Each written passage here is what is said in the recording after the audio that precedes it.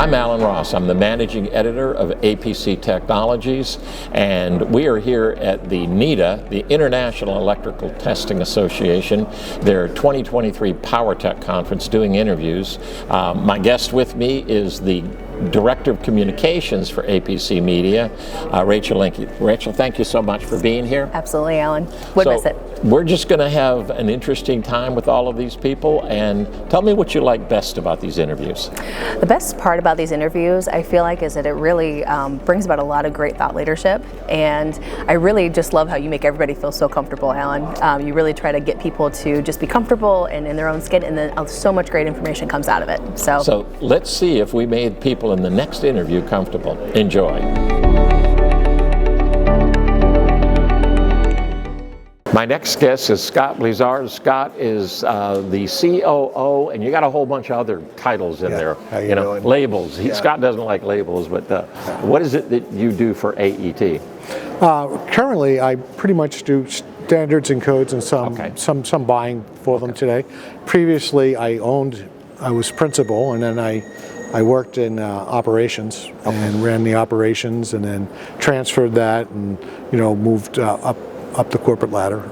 I want to even go further back than that. How did you get involved in this industry? My father owned American Electrical Testing. Did he really? Yeah, he came up to work in 1971 when I was 11, and he came to work for Alemco, which was one of the founding companies, and he was the chief engineer.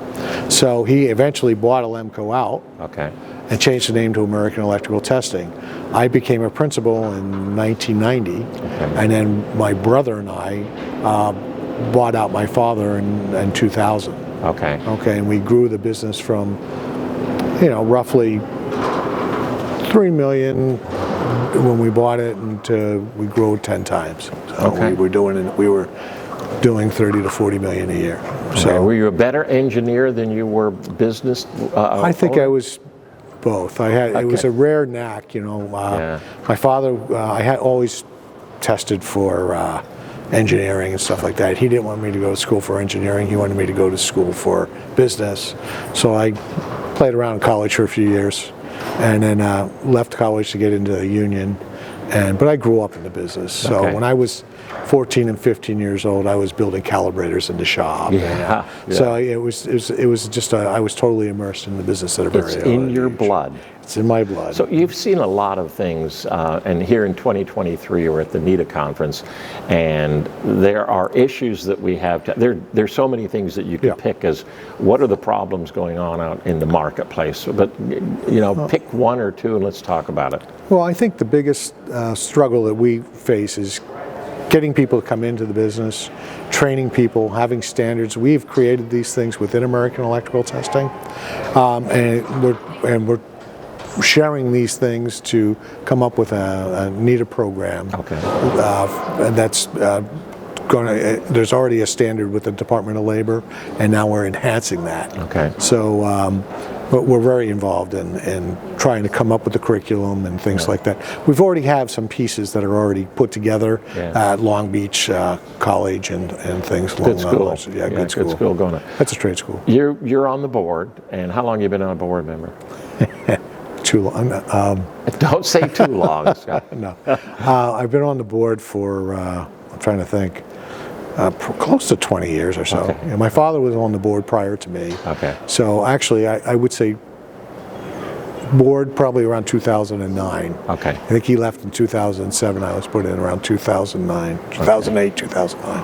One of the things that is remarkable about NETA, everybody here, or most people are competitors, but this is one of the most collaborative organizations. A sharing organization where people they're number one, they're congenial, they get along with each other, but there is a broad sharing. It's not like, hey, I got my proprietary thing and I compete with you. Talk about that culture, and has that been there forever? Well, I think it all started with my with the founders, but my father, Al Peterson and Rod Hagman, they gave a lot to the industry, and they got us. My father opened a door to the National Fire Protection Agency, and FPA, and he sat on making panel 10. So he opened the door in that road, and then they were able to fill in. And you see like Rod Widdop and myself following in those paths, and others like Jim Sheldea that are on committees. And then Al, he had a connection with ANSI. Okay. And that helped to get our standards going and everything else. And, Rod took care of the journal and kept the professional level up and vetted articles and things like that. And those articles were shared amongst the industry. So they were very much about that. And I think it continues today in that same way. I mean, you try to express your knowledge, and I think this conference, for one, is that is a great learning tool for a lot of people to come and share and to participate in like today's event with the safety what do you call it, with the safety event that's going on and the circuit breaker event that's going on. They're all seminars, and they're open, and they're a forum where exchanging ideas. Right. So you might have somebody from EPS providing valuable information, and somebody like AET sitting in the room who are direct competitors, either enhancing or helping to participate in answering somebody's question that they have on a solution. And is the industry, and I'm talking about industry that uses power, but the power industry that makes and distributes power and transmits it, demand has been flat for about a decade, maybe a little more, for power. And now that demand is starting to spike. As a result of that, you got an aging grid, you got new equipment, you got distributed energy, you got a lot of different things happening in the industry. Yeah, the grid, a lot in the Northeast, and that's what I could talk about. In the Northeast, that grid was redeveloped, and a lot of that was done in and around 2002, 2003, where a lot of money went towards that grid after the power outages in New York City. Yeah. So we were part of rebuilding that grid. Okay. And that was coming out of the hydros in Canada, coming down. Yeah, I remember that. Coming down that corridor. A lot of babies through Connecticut. Yeah. Western Mass, and that's all that corridor comes right down to New York City. Yeah. So that grid was really rebuilt and revitalized in the early 2000s. And the great thing about what generated that was the president at the time, the return on investment on transmission.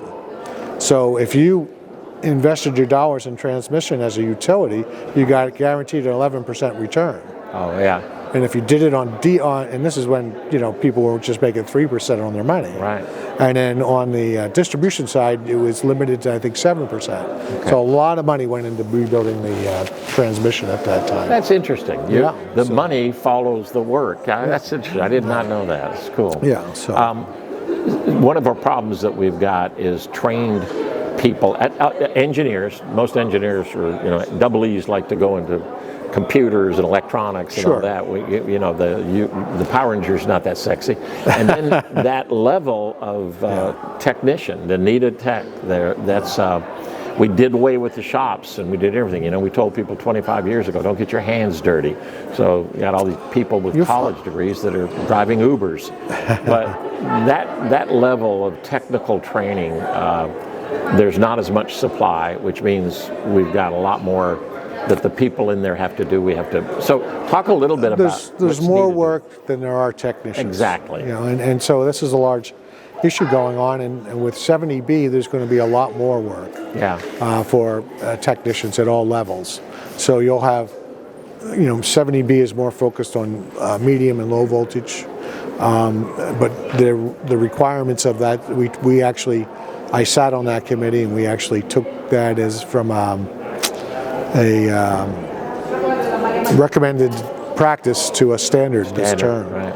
So it is big news, and it is, and it's going to get more people involved in requiring testing to be done. Right. So it's a great it's a great tool, yet it's going to create a really big demand. Yeah. So I think you're going to see more electrical contractors getting into maintenance. I think it's good for the industry overall. Okay. But yeah, it's definitely going to be changing over time. Okay. Yeah. Last question. NEDA is working with the Department of Labor, is working on an apprenticeship program. Correct. Tell me, I know you've got people that work on that have worked on and work on that committee. Tell me a little bit about the value of that and how that came about.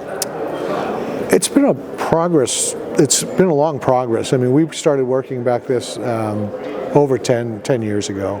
Our first really great success was getting a relationship with Long Beach College, right. And building that it's community college and building a program there, so the technicians, can get trained in school, come out and pretty much certify as a level 2, and it provides a small pool to us. Yeah. With the national labor, I think it's tied into 70B, and we really want to guide that standard and set those precedents. We've already got the standards written for that, so the program that we're writing for the apprenticeship is really following the ETT standard. Okay. And so it's giving people a base, and I think the biggest thing is finding the curriculum. But the curriculum's been out there for a long time. It's just choosing what curriculum we want to utilize. And the larger companies like American Electrical Testing, we already have these systems, so we're sharing that with the community, as well as Shermco and others, so that we can develop this program, and then our own members can use it, but it's out there for everybody to use. Okay. So it's providing a guideline, it's providing a level of quality to get people through schools, and hopefully attracts people in. Right. And it gives them a future. And it's a very good paying job. It's a very rewarding career. If you like to do something different every day, that's the job. Yeah, that's somebody told me that you better not have a goldfish, because you're not going to be able to take care of it, because you could be going everywhere. I'm a level 4 technician. Yeah. I'm a licensed journeyman wireman, so I came up through local 103 and got my hands dirty. So I'm coming up, and I loved it when I was working in there, and I love working in the field. It's very challenging, and I love working in the office. I found that very attractive as well. So I just love the profession. Excellent. So we started with how you got in it, and you probably went to the shop when you were 11, and you're still in it. You still love it today. I still love it today. So, Scott, thank you so much. I appreciate it.